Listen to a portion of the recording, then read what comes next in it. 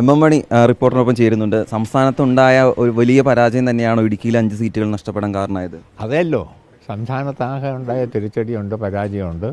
ജയിച്ചു എന്ന് പറയാൻ പറ്റുമോ? പിന്നെ സംസ്ഥാനത്ത് ജയിച്ചു എന്ന് പറയാൻ പറ്റുകയില്ലല്ലോ. ഞാൻ ജയിച്ചു എന്ന് പറഞ്ഞാൽ ഞാൻ വിവരമില്ലാത്തതുകൊണ്ടാണെന്ന് ആളുകൾ പറയും.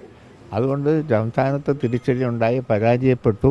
ഇടുക്കിയിലെ 5 സീറ്റും തോറ്റു. ഇന്നേ വരെ സംഭവിക്കാത്തതാണ് ഇടുക്കിയിൽ സംഭവിച്ചിരിക്കുന്നത്. ഇതെല്ലാം എന്തുകൊണ്ട്? സംസ്ഥാന തലത്തിലോ ഇനി ദേശീയ തലത്തിലോ രാഷ്ട്രീയ സാഹചര്യമുണ്ടോ? ഇതെല്ലാം പരിശോധിക്കും. തിരുത്തൽ നടപടികൾ വരുത്തി പൂർവാധിക ശക്തിയെ ജനങ്ങൾക്കിടയിൽ ഞങ്ങൾ പ്രവർത്തിച്ചും മുന്നോട്ട് പോകും. LDFന് ഭരണം നഷ്ടപ്പെട്ടതിലുപരി 3 സീറ്റുകൾ BJP നേടി. അതൊരു തിരിച്ചടി തന്നെയാണ്. അതിനെ ഒറ്റക്കെട്ടായി നേരിടേണ്ടായിരുന്നില്ലേ? പിന്നെ അതിപ്പം നേരിടേണ്ട, ഇപ്പോൾ പറഞ്ഞിട്ട് കാര്യമില്ലല്ലോ. ജയിച്ചത് തന്നെ. എന്നാ പറയാൻ, ആദ്യം 1 ആയിരുന്നു, ഇപ്പം 3 ആയി ഇല്ലേ? അതിവിടെ പ്രവർത്തിക്കുന്ന എല്ലാ രാഷ്ട്രീയ പാർട്ടിയും ചിന്തിച്ചോട്ടെ. അല്ല, എന്നാ പറയാനാ, 47 ആഗസ്റ്റ് 15 എല്ലാം കൂടി എത്തിച്ചതാണല്ലോ കോൺഗ്രസിൻ്റെ കയ്യിൽ, നെഹ്റുവിൻ്റെ കയ്യിൽ. നെഹ്റു, ശാസ്ത്രി, മകളുടെ മകനെ, മൻമോഹൻ സിംഗ് എല്ലാവരും കൂടെ ഇരുന്ന് ഭരിച്ച് അവസാനം മഹാത്മാഗാന്ധിയെ കൊന്ന സംഘക്കാരുടെ കയ്യിൽ രാജ്യം എത്തിച്ചു കൊടുത്തല്ലോ. പിന്നെ ഇനിയിപ്പോൾ എന്നാ പറയാനാ?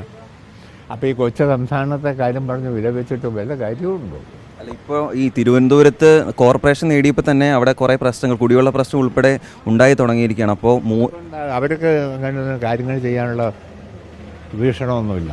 ഞാൻ ചോദിക്കട്ടെ, ഇപ്പോൾ വോട്ട് ചെയ്തു 62 ലക്ഷം പേർക്ക് ആ പെൻഷൻ ഞങ്ങൾ കൊടുക്കുന്നു.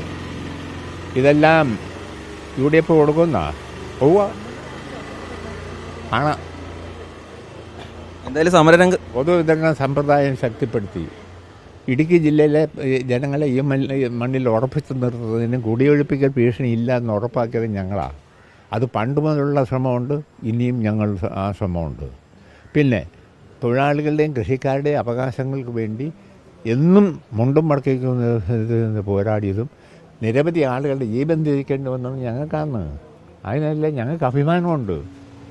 എന്തായാലും ഇന്നോട്ട് മുണ്ട് മടക്കി കുത്തി സമരരംഗത്തേക്ക് എപ്പോഴും ഞാൻ മുണ്ട് മടക്കി കുത്തിയാണല്ലോ. അതുകൊണ്ട് ഇനിയും ശക്തമായ ഞാനെന്നല്ല, എൻ്റെ പാർട്ടിയും കമ്മ്യൂണിസ്റ്റ് പാർട്ടിയും മാർക്സിസ്റ്റും ഇടതുപക്ഷ ജനാധിപത്യ മുന്നണിയും എന്തുകൊണ്ട് തോറ്റുവെന്ന് വിലയിരുത്തിക്കൊണ്ട് പൂർവാധികം ശക്തിയായി ജനങ്ങൾക്കിടയിൽ പ്രവർത്തിക്കും.